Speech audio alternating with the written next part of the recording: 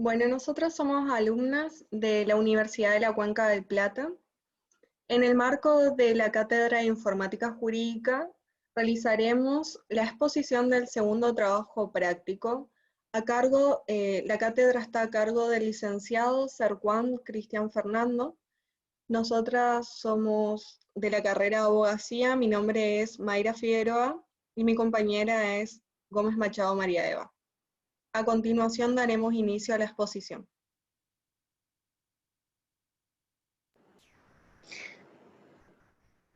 Con motivo del segundo trabajo práctico de la cátedra, a continuación realizaremos una investigación sobre el régimen jurídico vigente en nuestro país sobre los medios de protección y la tipificación de los delitos informáticos, intentando vislumbrar cuáles son las problemáticas que surgen a partir de la escasez legislativa y la poca información que tienen los individuos de nuestra sociedad. Además, buscaremos si existe en nuestras Cortes Nacionales algún tipo de precedente sobre los delitos o si nuestros legisladores están propugnando alguna ley que pretenda dar solución a la problemática que afrontamos a partir de la globalización de la red. Finalmente, esbozaremos una conclusión de todo lo desarrollado en el presente trabajo. Bueno, para empezar a hablar tenemos que hablar del Convenio de Budapest. El convenio se firmó el 23 de noviembre del 2001 y entró en vigor el 1 de julio del 2004, en la ciudad de Budapest, República de Hungría. Se trata del primer tratado internacional creado con el objetivo de proteger a la sociedad frente a los delitos informáticos y los delitos en Internet, mediante la elaboración de leyes adecuadas, la mejora de las técnicas de investigación y el aumento de la cooperación internacional. En la actualidad, el convenio ha sido ratificado por más de 50 naciones en todo el mundo. En un contexto lleno de profundos cambios devenidos por la digitalización, el convenio surgió como resultado del reconocimiento de dos aristas. Por un lado, la necesidad de cooperación entre los estados y el sector privado en la lucha contra la ciberdelincuencia y por el otro, la necesidad de proteger los intereses legítimos en la utilización y el desarrollo de las tecnologías de la información. Consiste en el único acuerdo internacional sobre delitos informáticos que fundamentalmente hace hincapié en las infracciones de derecho de autor, fraude informático, pornografía infantil, delitos de odio y violaciones de seguridad de red. Gracias al reconocimiento de la necesidad de prevenir dichos actos que pueden poner en peligro la confidencialidad, integridad y disponibilidad de los datos y sistemas informáticos, es que se determina la lucha eficaz contra estos delitos, facilitando su detección, investigación y sanción, tanto a nivel nacional como internacional, y estableciendo acciones que permitan una cooperación internacional rápida y fiable. También busca homogeneizar las definiciones sobre ciberdelito, establecer el intercambio de información en lo que respecta a estos ilícitos, garantizar el debido equilibrio entre los intereses de la acción penal y el respeto a los derechos humanos que reafirman el derecho a defender a la propiedad, opinión sin interferencia, el derecho a la libertad de expresión, incluida la libertad de buscar, obtener y comunicar información e ideas de toda índole, sin consideración de fronteras, así como el respeto de la vida privada. Tiene en cuenta los convenios existentes y acciones complementándose para incrementar la eficacia de las investigaciones y procedimientos penales relativos a los delitos, así como para permitir la obtención de pruebas electrónicas. En conclusión, el convenio es el instrumento internacional vigente hoy en día para hacer efectiva la lucha contra el cibercrimen.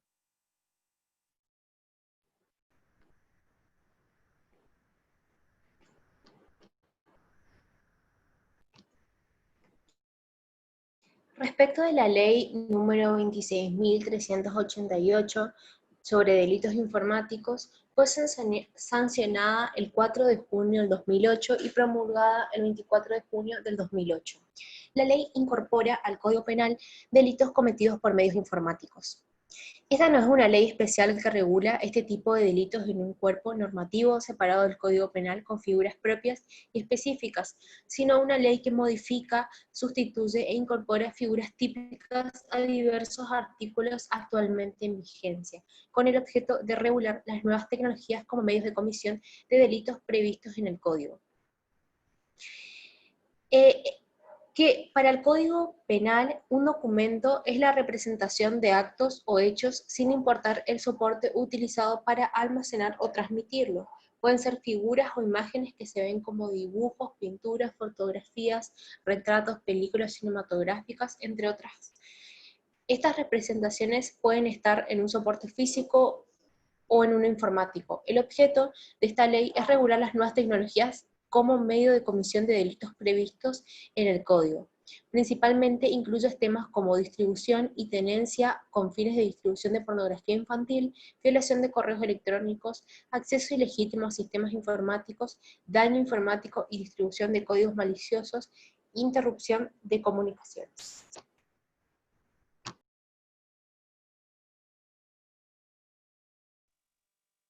Bueno, la ley 26.904 trata del grooming. La misma fue sancionada en noviembre 13 del año 2013 y promulgada el mismo año, el 4 de diciembre, después de una campaña que realizó el foro de Argentina Cibersegura.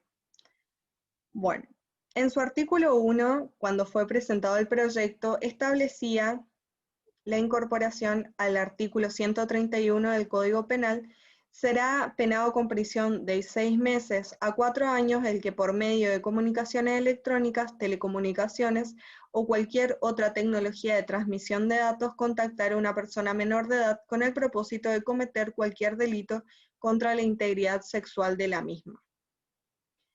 En noviembre del 2011, el Senado de la Nación dio media sanción al proyecto original de la ley de grooming y lo pasó a la Cámara de Diputados. Ya que en febrero del 2013 la Cámara de Diputados aún no se había expedido sobre esta ley, se inició una campaña de juntada de firmas para solicitar la sanción de la misma, y los que propugnaban esta campaña eran los del Foro Argentina Cibersegura. Bueno, luego de la amplia difusión que tuvo la campaña y ante la negativa a aprobar la ley en su redacción original, los diputados de diversos sectores políticos convocaron a esta agrupación y a otras organizaciones a debatir sobre una posible mejora de la ley. Finalmente se obtuvo el texto de la ley original que ahora dice: será penado con prisión de 3 meses a 2 años a la persona mayor de edad que por medio de comunicaciones electrónicas, telecomunicaciones o cualquier otra tecnología de transmisión de datos le requiera de cualquier modo a una persona menor de 13 años que realice actividades sexuales explícitas o actos con connotación sexual o le solicite imágenes de sí misma con contenido sexual. En la misma pena incurrirá la persona mayor de edad que realizare las acciones previstas en el párrafo anterior con una persona mayor de 13 y menor de 16 años cuando mediare engaño, abuso de autoridad o intimidación. Finalmente, con esto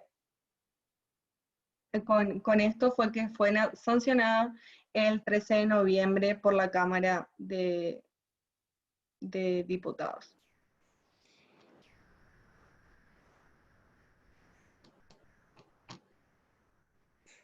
Bueno, respecto de la Ley 11.723 de Propiedad Intelectual, publicada el 7 de mayo de 1934 y modificada por 61 normas, la última modificación fue el 6 de diciembre del 2019. Establece el régimen legal de la propiedad intelectual, es decir, actúa sobre las obras científicas, literarias y artísticas. Además, comprende los escritos de toda naturaleza y extensión, entre ellos los programas de computación, fuente y objeto. La norma, respecto de la norma, para la propiedad intelectual es el conjunto de derechos de autor personales y patrimoniales que corresponden a los autores sobre las obras de su creación. En otras jurisdicciones y para la OMPI, los derechos de la libertad. La propiedad intelectual engloba tanto los derechos de propiedad industrial como los derechos de propiedad intelectual. Respecto a las normas internacionales importantes, son el Tratado de la Unión de Berna, firmado en 1886 y revisado en varias ocasiones, y los tratados de la OMPI del 20 de diciembre de 1996, uno sobre derechos de autor y otro sobre derechos afines. El derecho de autor en Argentina se regula fundamentalmente en la Ley de Propiedad Intelectual y en otras disposiciones sobre el fomento del libro y la lectura, sobre el dominio público pagante y la gestión de derechos colectivos de autores y de titulares de derechos conexos. En la Dirección Nacional de Derecho de Autor, lo que se orienta a dar cumplimiento a los objetivos establecidos en el régimen legal de la propiedad intelectual en Argentina.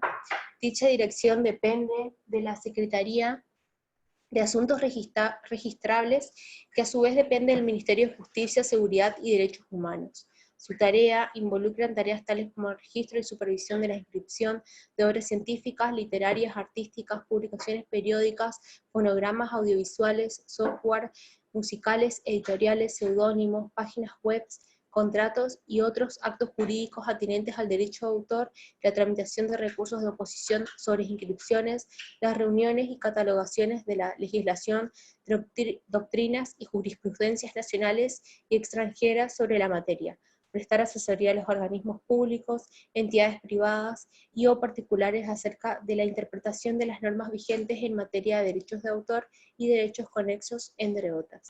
Establece el régimen legal de la propiedad intelectual, es decir, actúa sobre las obras científicas, literarias y artísticas. Además, comprende los escritos de toda naturaleza y extensión, entre ellos los programas de computación, fuente y objeto.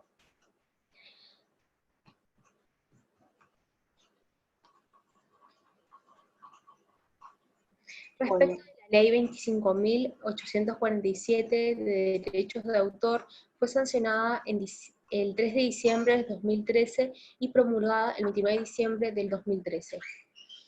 Esta ley sustituye el artículo 20 de la Ley 11.723 por lo siguiente: salvo convenios especiales, los colaboradores en una obra cinematográfica tienen iguales derechos considerándose tales al autor del argumento, al productor y al director de la película. Cuando se trate de una obra cinematográfica musical en que haya colaborado un compositor, este tiene iguales derechos que el autor del argumento, el productor y el director de la película. Bueno, yo voy a seguir con la ley 25.326 de datos personales. La misma fue sancionada el 4 de octubre del 2000 y promulgada parcialmente el 30 del mismo año. Se caracteriza por definir principios generales relativos a la protección de datos. Esto abarca desde el derecho de los titulares hasta las figuras de usuarios y responsables de archivos, registros y bancos de datos. El control, las sanciones, la acción de protección de los datos personales e inclusive el spam están vinculados a esta ley. La norma vigente promulgada en el año 2000 define a los datos personales como aquella información de cualquier tipo referida a personas físicas o de existencia ideal determinadas o determinables. En su artículo 4 establece que los datos deben ser destruidos cuando hayan dejado de ser necesarios o pertinentes a los fines para los cuales hubiera sido recolectado. A los fines de la Ley 25.326 se entiende por datos personales información de cualquier tipo referida a persona física o de existencia ideal determinadas o determinables, datos sensibles, datos personales que revelen origen racial, étnico, opiniones políticas, convicciones religiosas, filosóficas o morales, afiliación sindical e información referente a la salud o a la vida sexual. Archivo, registro, base o banco de datos indistintamente. Designan al conjunto organizado de datos personales que sean objeto de tratamiento o procesamiento electrónico o no, cualquiera que fuere la modalidad de su formación, almacenamiento, organización o acceso. Tratamiento de datos, operaciones, procedimientos sistemáticos, electrónicos o no, que permitan la recolección, conservación, ordenación, almacenamiento, modificación, relacionamiento, evaluación, bloqueo, destrucción y en general el procesamiento de datos personales, así como también su cesión a terceros a través de comunicaciones, consultas, interconexiones o transferencias. responsable de archivo, registro o base o banco de datos, persona física de existencia ideal pública privada, que es titular de un archivo, registro, base o banco de datos. Datos informatizados. Los datos personales sometidos al tratamiento o procesamiento electrónico o automatizado. Titular de los datos, toda persona física o persona de existencia ideal con domicilio legal o delegaciones o sucursales en el país, cuyos datos sean objeto del tratamiento al que se refiere la presente ley. Usuario de datos, toda persona pública o privada que realice a su arbitrio el tratamiento de datos, ya sea en archivos, registro o banco de datos propios o a través de conexión con los mismos. Disociación de datos, todo tratamiento de datos personales de manera que la información obtenida no pueda asociarse a personas determinadas o determinables. El poder público tiene prohibida la toma de decisiones fundamentadas en la valoración de conductas humanas mediante mecanismos automatizados.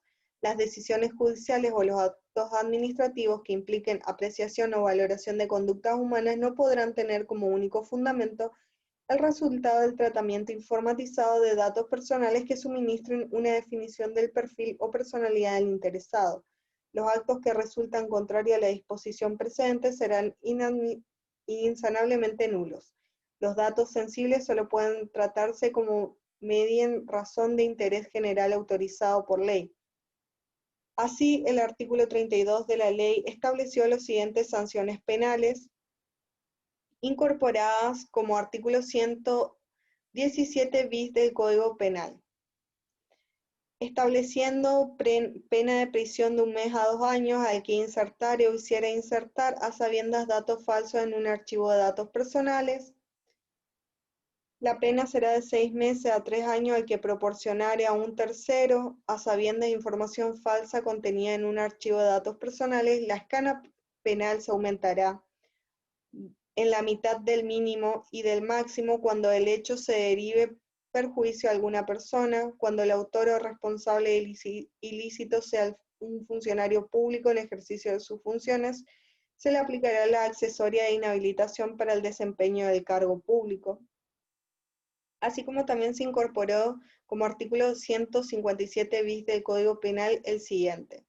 Será reprimido con la pena de prisión de 1 mes a 2 años al que, primero, a sabiendas e ilegítimamente o violando sistemas de confidencialidad y seguridad de datos, accediere de cualquier forma a un banco de datos personales. 2. Revelare a otra información registrada en un banco de datos personales cuyo secreto estuviera obligado a preservar por disposición de una ley.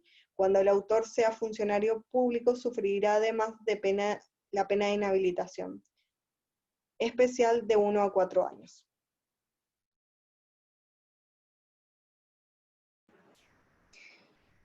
En el marco de la tercera jornada de cibercrimen y ciberterrorismo del año 2013 se desarrolló Aventuras y Desventuras de la investigación de los delitos informáticos, protagonizada por Federico Marchetti y Ezequiel Salis, los cuales relataron las dificultades que enfrentan a diario en la lucha contra la ciberdelincuencia.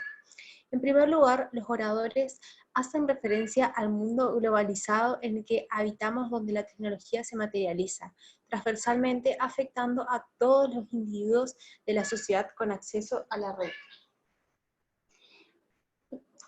En el segundo lugar, aparece la falta de marco legal, ya que existen delitos como el robo de identidad que no se encuentran tipificados. Esta problemática se ha prolongado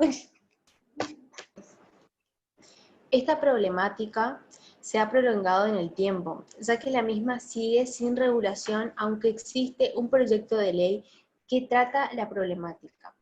En tercer lugar, la falta de capacitación. Esto hace que las personas que deben dar respuestas a esta problemática no saben cómo encarar la investigación, lo que lleva a que la misma se realice de manera deficiente, por lo cual es un punto importante para fortalecer. En cuarto lugar, la falta de recursos, ya que los investigadores muchas veces realizan dicha actividad de manera rudimentaria, por falta de equipamiento especializado. Además de las dificultades enunciadas anteriormente, los expositores relatan que muchas veces los oficios expedidos por los cuerpos jurisdiccionales a las empresas que actúan en la red, Interpol u otros organismos resultan incompletos, ya que requieren información sin precisar de manera clara y concisa sobre qué imágenes o videos debe informar el organismo para la detección del delito que se está cometiendo, por lo cual dichos organismos deben interpretar y completar las falencias de los documentos para cumplir con los requerimientos de la justicia. Bueno, ¿dónde se pueden denunciar los delitos informáticos en la Argentina? En primer lugar, encontramos la División de Delitos Tecnológicos de la Policía Federal Argentina. Este se encuentra en la Ciudad Autónoma de Buenos Aires. Después encontramos a la Unidad Fiscal Especializada en Ciberdelincuencia, denominada como UFESI. La misma también se encuentra en la Ciudad Autónoma, en la Ciudad de Buenos Aires. En el ámbito de la Ciudad de Buenos Aires, de CABA, también puede recurrirse al Área Especial de Investigaciones Telemáticas de la Policía Metropolitana, o el área de cibercrimen también de la Policía Metropolitana. En el caso de posibles delitos relacionados con la privacidad o con la protección de datos personales, también podrá recurrirse a la Dirección Nacional de Protección de Datos Personales, ubicado en Ciudad Autónoma de Buenos Aires. Ante contenidos de carácter injurioso en Internet, podrá recurrir al Instituto Nacional contra la Discriminación, la Xenofobia y el Racismo, INADI, dependiente del Ministerio de Justicia y Derechos Humanos. Este se encuentra también en la Ciudad Autónoma de Buenos Aires, pero tiene una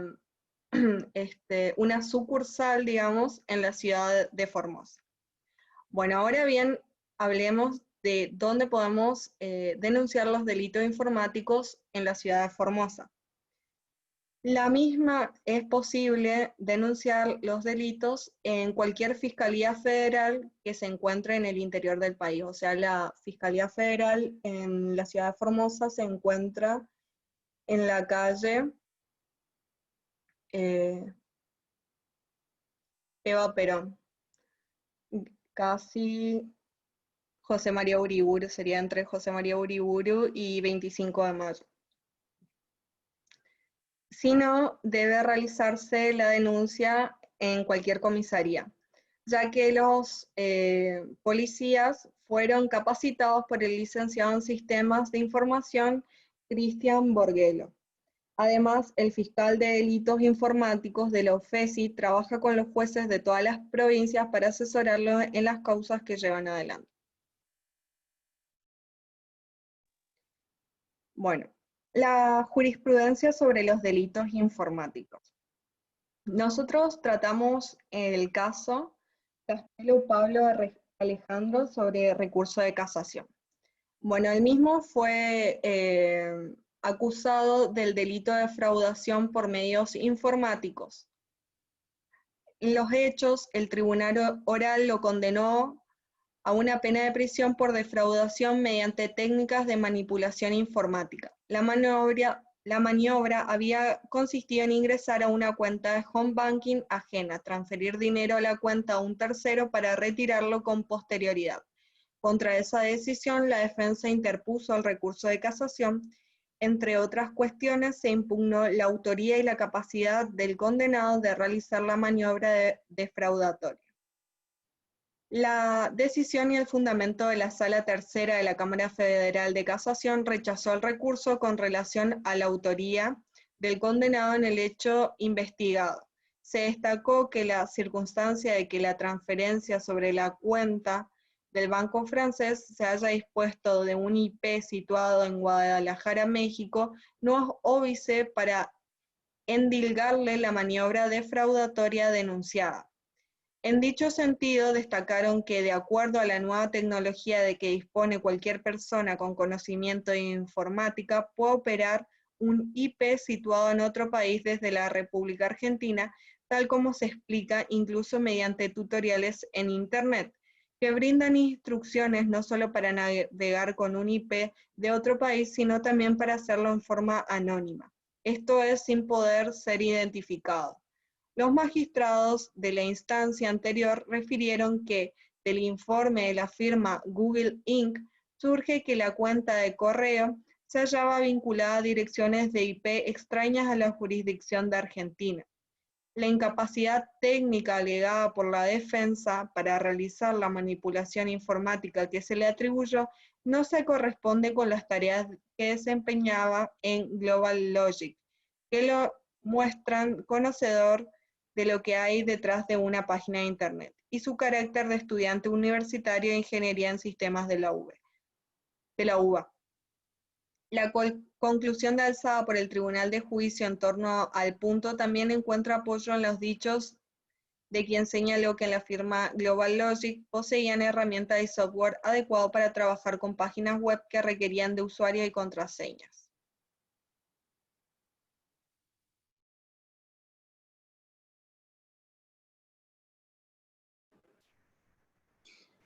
Respecto de la conclusión del trabajo, en el presente trabajo se determinó cuál es la situación actual del régimen legal de los delitos informáticos, así como también las dificultades que ésta suscita a la hora de ser investigados. Es necesario remarcar que la sociedad se encuentra muchas veces en estado de indefensión, ya que no conoce o no sabe dónde debe denunciar estos delitos, sobre todo a la población octogenaria, los cuales son los más atacados por esta clase de crímenes. Además, resulta necesario destacar, como se ha hecho en el trabajo anterior, que la irrupción de la Internet en nuestras vidas resulta beneficiosa en todo sentido, pero hay individuos que utilizan esta herramienta regulada precariamente como medio para la ejecución de los ilícitos, por lo cual al principio del trabajo se afrontó cómo el derecho ha ido de manera paulatina dando respuesta a esta problemática a partir de la sanción de leyes y la creación de organismos para luchar contra la ciberdelincuencia. Por lo cual, en la actualidad, se ha propuesto la modificación del Código Penal. En dicho proyecto se encuentra tipificado el delito de robo de identidad, que hasta la fecha no fue aprobado por el Congreso de la Nación. En conclusión, podemos sostener que nuestro régimen legal intenta dar solución a las conductas ilegales que surgen a partir del uso de Internet, pero lo hace de manera ineficaz, ya que no solo necesita una reforma legal, sino también de las instituciones que investigan dichas conductas, ya que los procedimientos utilizados en estos casos resultan vetustos y obsoletos en relación al avance de las tecnologías.